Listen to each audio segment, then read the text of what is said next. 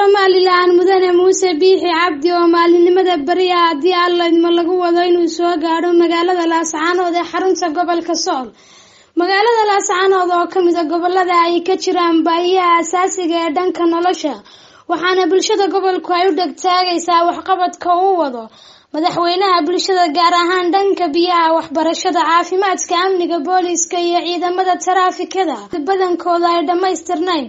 Cabdisamed Aadan Ducaale oo kamid ah dhalinyarada aqoon-yahanada ee siyaasiyiinta ee gobolka Sool oo Ariel TV wax ka weydiiyay ayaa tilmaamay qaar kamid ah qodobada ugu muhiimsan ee horyaala madaxweyne Muuse Biixi inta uu gobolka joogo. leeyahay madaxweyne soo dhawow gobolka Sool ku soo dhawow degmadiisa Laascaanood ee madaxweyne shadaadu ha noqoto booqasho waxtar ah oo ay bulshadu kugu qiimeyso.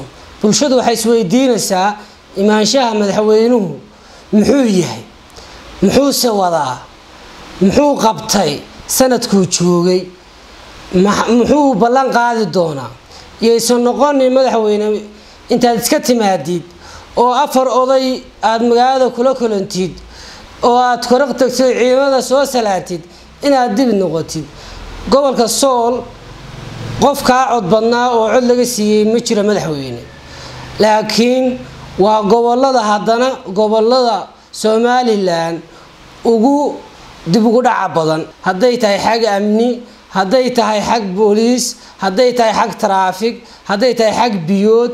magaalada inta leeg ee gobolkaas booyadaha waraabiya biyo lama waayin, biyo looma waayin oo afarta koona ceelalba ah cid u soo saarto oo magaalada inta leeg biyo gelisa lama hayo. madaxweyne waxaan ku oran lahaa imaanshahaagu waan ku faraxsanahay. colaadii ayaantii dhoweyd ka dhacday gobolka koonfurta gobolka Sool kumanaan kun oo qof baa ku barakacay, ilaa hadda cid u tagtay oo wax tartay ma jirto. hooyooyin iyo caruuro baa ku dayacan geedaha hoostooda. madaxweyne imaanshahaaga gobolka Sool qabadkaaga iyo imaanshahaaga aad ku dartid waxaa kamid ah magaalada booliisku waa naga jilicsan yahay, waa traffic la'aan baa hayso maanta. haddii magaalada shir yar ka dhaco cid kala saartaa ma jirto. caafimaadku waa naga liitaa. waxa weeye gobolku waa dayacan yahay, waa gobol aad oran karo maamulkii kan ka horeeyay waa gobol uu dayacay.